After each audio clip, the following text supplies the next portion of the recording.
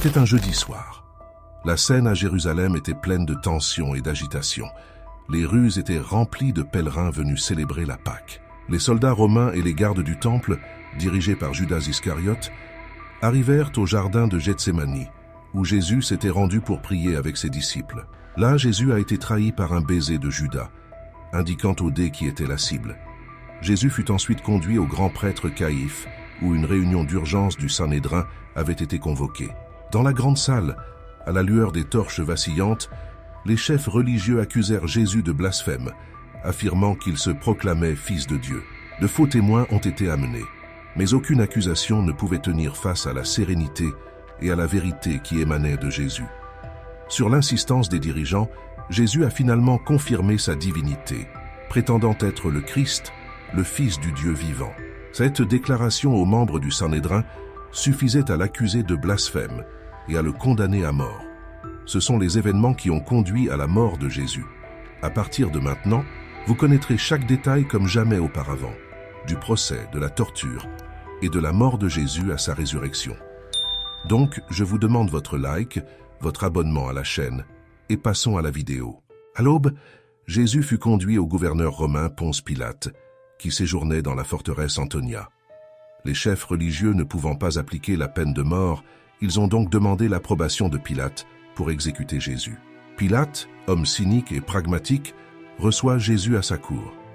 Il a écouté les accusations des chefs religieux, mais s'est vite rendu compte que Jésus ne représentait pas une menace politique pour le gouvernement romain. Cependant, craignant une émeute parmi la foule rassemblée pour la fête de la Pâque, Pilate chercha une issue diplomatique. Apprenant que Jésus était de Galilée, Pilate l'envoya pour être jugé par Hérode Antipas, qui était dans la ville pour les fêtes. Hérode, de son côté, après avoir interrogé Jésus et n'avoir trouvé aucune raison de l'accuser, le ridiculisa et le renvoya à Pilate. Pendant ce temps, la foule, encouragée par les chefs religieux, réclamait à corps et à cri sa crucifixion. Pilate, apparemment conscient de l'innocence de Jésus, lui offrit l'occasion de le libérer en lui suggérant la tradition de la libération pendant la Pâque. Comme le relatent les évangiles synoptiques, tels que Matthieu, Marc et Luc, c'était une tradition annuelle au moment de Pâques de libérer un prisonnier. Par conséquent, la foule présente s'est vue offrir la possibilité de libérer Jésus ou Barabbas, un prisonnier et criminel notoire. Le choix offert par Pilate, cependant, a conduit à une tournure surprenante. La foule, influencée par les chefs religieux qui ont manipulé la situation, a appelé à la libération de Barabbas au lieu de Jésus. Ce choix est profondément symbolique dans la théologie chrétienne. Alors que Jésus représentait le message d'amour, de pardon et de rédemption, Barabbas était un criminel de droit commun. La préférence de la foule pour Barabbas plutôt que pour Jésus met en évidence l'ironie et la tragédie de la situation, révélant les tensions politiques et religieuses de l'époque. Le récit de l'épisode du choix entre Jésus et Barabbas constitue un moment marquant dans l'histoire chrétienne, soulignant le conflit entre les attentes messianiques du peuple et la mission rédemptrice de Jésus. Non seulement ce passage illustre la décadence de la nature humaine, mais il indique aussi le sacrifice de Jésus dans l'accomplissement d'un dessein plus élevé. Face à la pression croissante de la foule et craignant une révolte, Pilate, dans un geste symbolique, se lave les mains devant la foule, déclarant qu'il est innocent du sang de Jésus. Il livre le Christ pour qu'il soit crucifié, accomplissant ainsi la volonté de la foule et des chefs religieux. L'acte symbolique de Pilate de se laver les mains devant la foule pendant le procès de Jésus est devenu une image emblématique dans le récit biblique, symbolisant sa tentative de s'absoudre de la responsabilité de la décision de crucifier Jésus. Après le procès, Jésus a été livré aux soldats romains, qui ont commencé à se moquer de lui et à le maltraiter. Ils l'ont recouvert d'une robe de pourpre, une couleur associée à la royauté, se moquant de sa royauté proclamée en tant que roi des Juifs. Les soldats ont tissé une couronne d'épines et l'ont pressée sur la tête de Jésus, causant une douleur intense et faisant couler du sang sur son visage. Ils crachèrent sur Jésus et le frappèrent à plusieurs reprises tout en l'insultant et en se moquant de lui. Après la brutalité initiale, Jésus a été forcé de porter sa propre croix sur le site de la crucifixion. Ce chemin est devenu connu sous le nom de Via Crucis ou Via Dolorosa, le chemin de la douleur. Sa silhouette épuisée et ensanglantée sous le poids du bois brut était un spectacle déchirant pour ceux qui assistaient à la sombre parade. La foule composée de badauds, de partisans et d'opposants a fait écho à des murmures de choc et d'indignation devant la scène d'humiliation et de souffrance. Jésus, déjà épuisé et affaibli par les mauvais traitements qu'il avait subis, pouvait à peine porter la lourde croix à travers des rues escarpées et jonchées de pierres. Simon de Cyrène a été recruté par les soldats romains pour aider Jésus à porter la croix. Il a été forcé d'aider, et cet événement est significatif dans le récit chrétien. Selon la tradition, Marie, la mère de Jésus, l'a rencontré sur le chemin. La rencontre entre la mère et le fils a été un moment émouvant de douleur et de chagrin. En chemin, Jésus rencontra plusieurs femmes qui le pleuraient. Il les a réconfortées et leur a offert des paroles d'encouragement même dans leur propre agonie. En arrivant au Golgotha, une colline à l'extérieur des murs de la ville, les bourreaux romains ont préparé Jésus à la crucifixion. Ses mains et ses pieds ont été cloués à la croix de bois dans un acte de torture et d'exécution réservé aux pires criminels. Le bruit des marteaux frappant les clous résonnait dans l'air, tandis que Jésus endurait l'agonie physique et émotionnelle avec une dignité sereine. La croix a ensuite été érigée et Jésus a été suspendu entre le ciel et la terre comme symbole de souffrance et de rédemption. Jésus a ensuite été crucifié entre deux criminels, accomplissant les prophéties de l'Ancien Testament et inaugurant le sacrifice rédempteur pour les péchés de l'humanité. La foule se pressait autour de lui, certains se moquant de lui, tandis que d'autres pleuraient en silence, incapables de supporter la vue de leur maître bien-aimé dans cet état mourant. À cette époque, Pilate, le gouverneur romain de Judée, ordonna qu'une inscription soit faite et apposée sur la croix de Jésus. Dans un geste de clémence et de sarcasme apparent, Pilate ordonna à ses soldats d'écrire une inscription déclarant « Jésus de Nazareth, le roi des Juifs ». Cet ordre était une tentative de ridiculiser la royauté proclamée de Jésus et de le discréditer devant le peuple juif, tout en affirmant l'autorité de Pilate sur la situation. Dans ce contexte de souffrance et d'agonie, les paroles de Jésus sur la croix ont résonné à travers les siècles, révélant sa compassion et sa mission rédemptrice. Il commença par intercéder en faveur de ses bourreaux en disant « Père, pardonne-leur car ils ne savent pas ce qu'ils font ». Cette déclaration révèle la profondeur de l'amour de Jésus qui, même au plus fort de sa propre douleur, a demandé pardon pour ceux qui le crucifiaient. Alors que Jésus était suspendu à la croix, il a également eu une rencontre émouvante avec l'un des prisonniers à ses côtés. Dans un premier temps, les deux criminels joignirent leur voix à la foule qui se moquait de Jésus et l'insultait. Cependant, quelque chose s'est passé dans le cœur de l'un d'entre eux alors qu'il était suspendu à la croix à côté de Jésus. Repentant et convaincu de la justice de Jésus, il se mit à réprimander l'autre criminel en disant « Ne craignez-vous pas Dieu quand vous êtes dans la même condamnation? Et nous, en effet, justement, parce que nous avons reçu ce que nos œuvres méritaient. Mais celui-ci n'a pas fait de mal. » Luke 23:40-41. En réponse à cette confession de foi et à la reconnaissance de l'innocence de Jésus, le criminel repentant s'adressa à Jésus avec humilité et foi en disant « Jésus, souviens-toi de moi quand tu viendras dans ton royaume. » Luc 23:42. Cette demande sincère et humble révèle que le criminel a compris que Jésus était plus qu'un simple condamné. Il était le roi des royaumes spirituels. La réponse de Jésus fut immédiate et pleine de grâce. « En vérité, je te le dis, aujourd'hui tu seras avec moi dans le paradis. » Luc 23:43. Ces paroles de Jésus démontrent son pouvoir et son autorité pour pardonner les péchés et accorder le salut, même dans les derniers moments de sa vie terrestre. Le criminel repentant a trouvé l'espoir grâce à sa foi en Jésus et on lui a promis d'être avec lui au paradis. Marie, la mère de Jésus, était présente au calvaire, témoin de la terrible exécution de son fils, le Messie. Tandis que Jésus était suspendu à la croix, souffrant d'une douleur physique et d'une agonie intense, Marie se tenait au pied de la croix avec Jean, le disciple bien-aimé. La présence de Marie témoigne de son courage, de son amour et de son dévouement inébranlable, même face à l'angoisse et à la souffrance de son fils.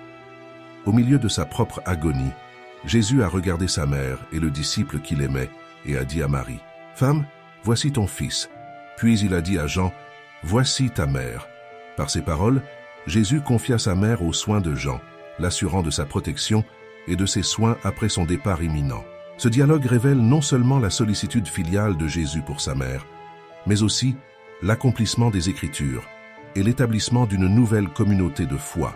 La présence de Marie au pied de la croix symbolise sa participation à la souffrance rédemptrice de Jésus. Elle partage la douleur de son Fils, mais elle est aussi témoin de la victoire finale sur le péché et la mort par la résurrection de Jésus. Au plus fort de la crucifixion, une obscurité est descendue sur la terre. Cette obscurité, qui a persisté de midi à 15 heures, était une intervention divine, un signe cosmique que Dieu accompagnait le moment crucial de la crucifixion. Les théologiens voient dans l'obscurité un moment symbolique où Dieu, alors que la terre s'assombrit, manifeste son deuil pour la mort de son Fils, indiquant le retrait temporaire de la lumière divine en raison de l'importance du sacrifice. Cette idée est renforcée et conforme aux prophéties de l'Ancien Testament telles que Amos, chapitre 8, verset 9, qui déclare « Et il arrivera en ce jour-là, dit le Seigneur Dieu, que je ferai coucher le soleil à midi et que la terre soit sombre. » Cette prophétie indique le temps du jugement divin et des ténèbres sur la terre qui s'est littéralement accomplie pendant la rudesse de Jésus. L'obscurité pendant la crucifixion symbolise le poids du péché de l'humanité et la séparation entre Dieu et l'homme à cause du péché. C'est un rappel puissant du sacrifice de Jésus en tant qu'agneau de Dieu qui enlève le péché du monde et du jugement de Dieu sur le péché qu'il a porté à notre place. C'est dans cette obscurité que Jésus s'est écrié d'une voix forte « Mon Dieu, pourquoi m'as-tu arrêté ?» exprimant la profonde angoisse de son âme alors qu'il faisait l'expérience de la séparation spirituelle d'avec le Père, tout en portant le poids des péchés de l'humanité. Le moment culminant approchait lorsque Jésus proclama finalement « Tout est accompli ». Jean 19, 30. À cet instant, il rendit son esprit et la terre trembla avec un tremblement de terre. Les rochers se fendirent et les tombeaux s'ouvrirent. Avec cela, il remit son esprit entre les mains de son Père et expira.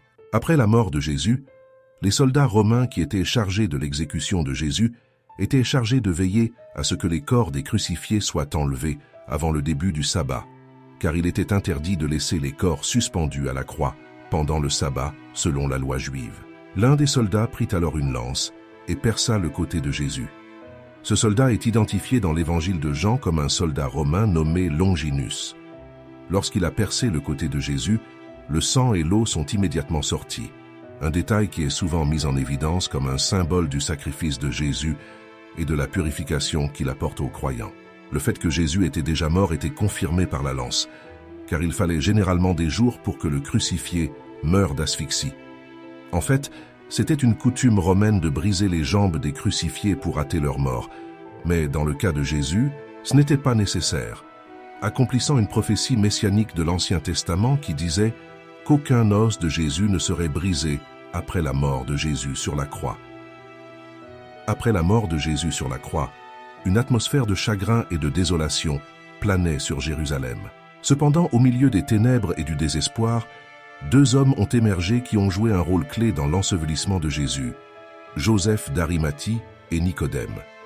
Joseph d'Arimathie, membre du Sanhédrin et disciple secret de Jésus, s'approcha hardiment de Pilate pour lui demander le corps de Jésus. Ce geste de courage et de dévotion témoigne du changement d'avis de Joseph, qui était auparavant resté silencieux par crainte des chefs religieux.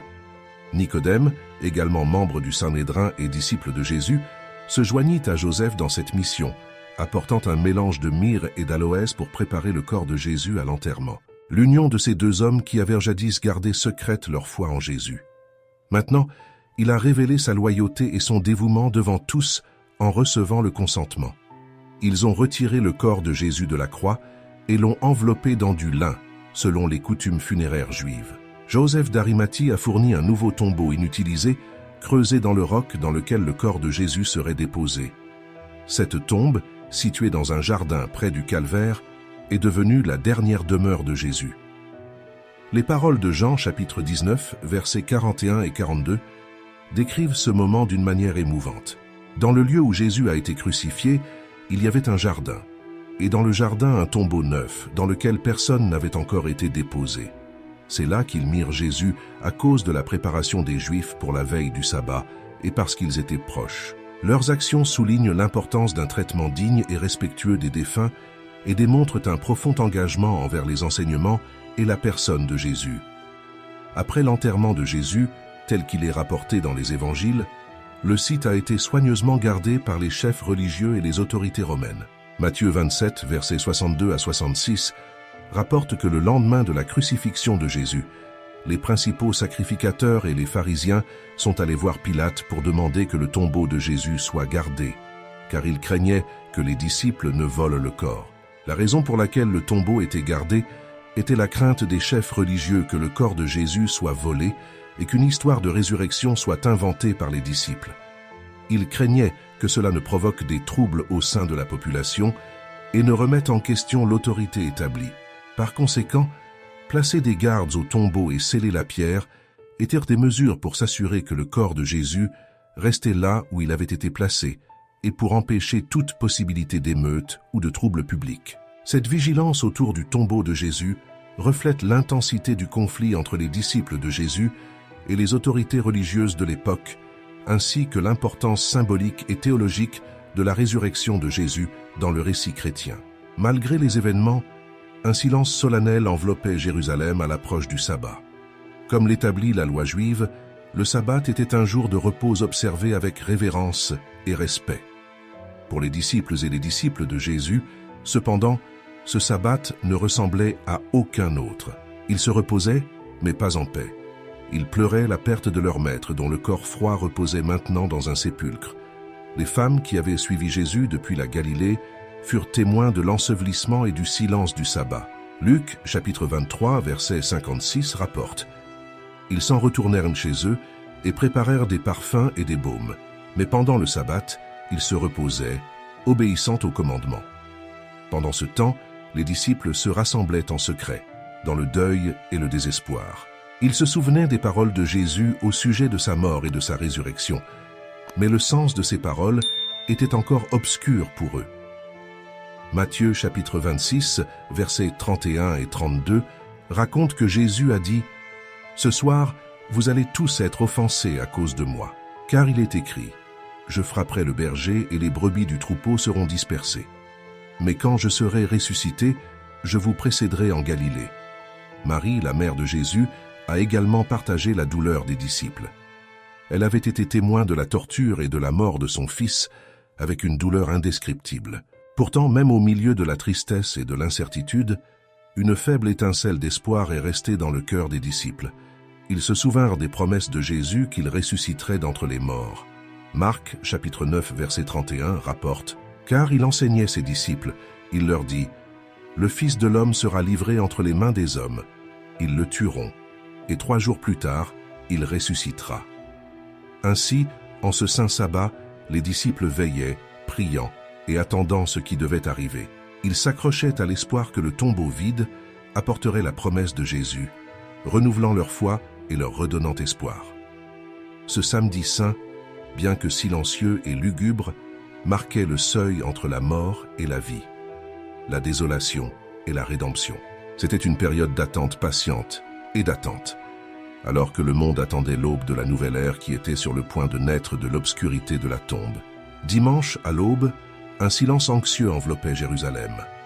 La ville était encore sous le choc des événements dramatiques de la crucifixion de Jésus et de l'enterrement de son corps. Cependant, quelque chose d'extraordinaire était sur le point de se produire. Quelque chose qui allait changer le cours de l'histoire pour toujours. Alors que le soleil se levait à l'horizon, un petit groupe de femmes fidèles, dont Marie-Madeleine, Marie, la mère de Jacques, et Salomé, se dirigea vers le tombeau où Jésus avait été enterré. Ils apportèrent des aromates et des onguents pour oindre le corps de Jésus, suivant les coutumes juives de préparer les morts. Lorsqu'elles sont arrivées à la tombe, les femmes ont été choquées de constater que la grande pierre qui recouvrait l'entrée avait été enlevée.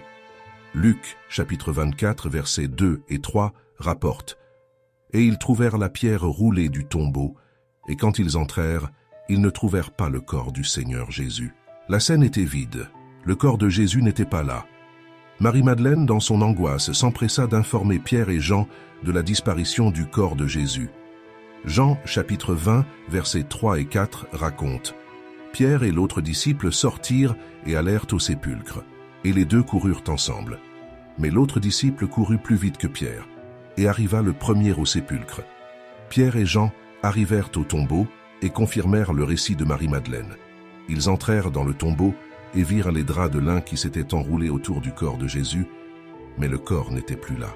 Pendant que Pierre et Jean étaient au tombeau, Marie-Madeleine se tenait dehors, pleurant. Elle se pencha pour regarder à l'intérieur du tombeau et vit 2 anges vêtus de blanc, assis à l'endroit où le corps de Jésus avait reposé. Ils lui demandèrent pourquoi elle pleurait et elle répondit qu'ils cherchèrent le corps de Jésus. Alors que Marie-Madeleine pleurait encore, elle a vu une autre personne debout à l'extérieur. Elle pensa que c'était le jardinier et demanda où ils avaient placé le corps de Jésus. Alors Jésus l'appela par son nom et elle le reconnut. Jean, chapitre 20, versets 16 et 17, rapporte. Jésus lui dit « Marie ». Elle se retourna et lui dit « Rabbon ». Jésus lui dit « Ne me retiens pas car je ne suis pas encore monté vers mon Père, mais allez vers mes frères, et dites-leur que je monte vers mon Père et votre Père, mon Dieu et votre Dieu. » Marie-Madeleine courut dire aux disciples qu'elle avait vu le Seigneur ressuscité. Cette rencontre qui a changé sa vie marque la première rencontre enregistrée entre Jésus ressuscité et l'un de ses disciples. La nouvelle de la résurrection de Jésus se répandit rapidement. Et bientôt d'autres personnes eurent aussi des rencontres avec le ressuscité. Il convient ici de mentionner 2 rencontres remarquables.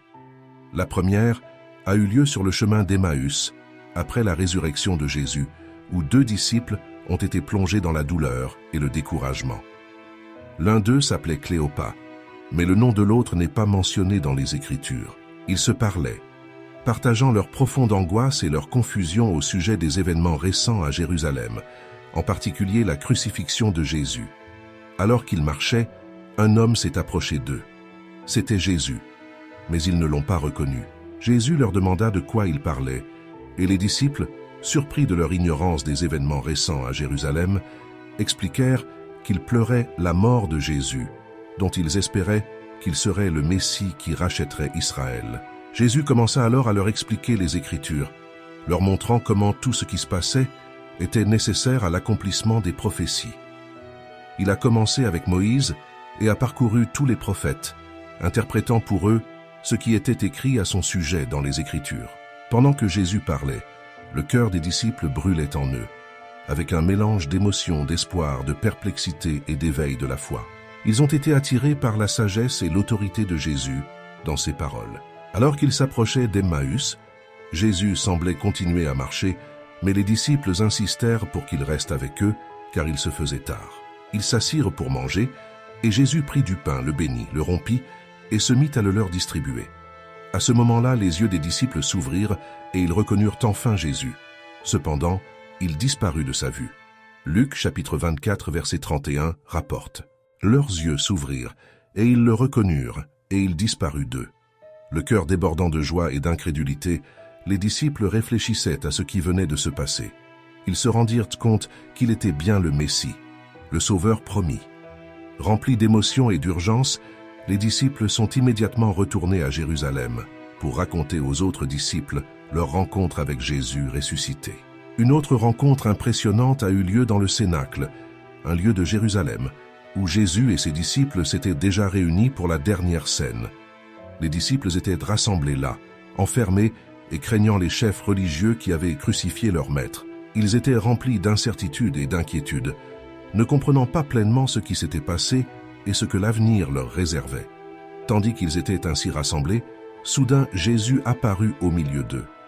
Luc, chapitre 24, versets 36 et 37, se rapporte. Et comme il disait, Jésus lui-même se tint au milieu d'eux et leur dit « La paix soit avec vous ». Et eux, étonnés et effrayés, crurent voir quelque esprit. Les disciples furent choqués et effrayés de voir Jésus devant eux. Ils croyaient voir un esprit, car l'idée de Jésus ressuscité était encore difficile à comprendre pleinement. Pour les rassurer et leur démontrer qu'il n'était pas un esprit, mais un être réel et tangible, Jésus leur montra ses mains et ses pieds, montrant les plaies de la crucifixion. « Voici mes mains et mes pieds, c'est moi-même.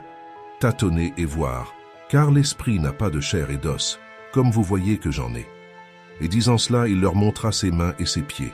Cette vision et cette interaction avec Jésus ressuscité ont apporté une grande joie et un grand soulagement aux disciples. Ils pouvaient maintenant voir et toucher leur maître, qui avait vaincu la mort et qui était revenu à la vie devant eux. Jésus a continué à rassurer les disciples en partageant des paroles de paix et d'encouragement. Il leur a donné des instructions sur ce qu'ils devaient faire ensuite et les a préparés pour la mission à venir. À la fin de cette réunion, Jésus a promis d'envoyer le Saint-Esprit pour les fortifier et les rendre capables de faire le travail qu'ils étaient sur le point d'accomplir.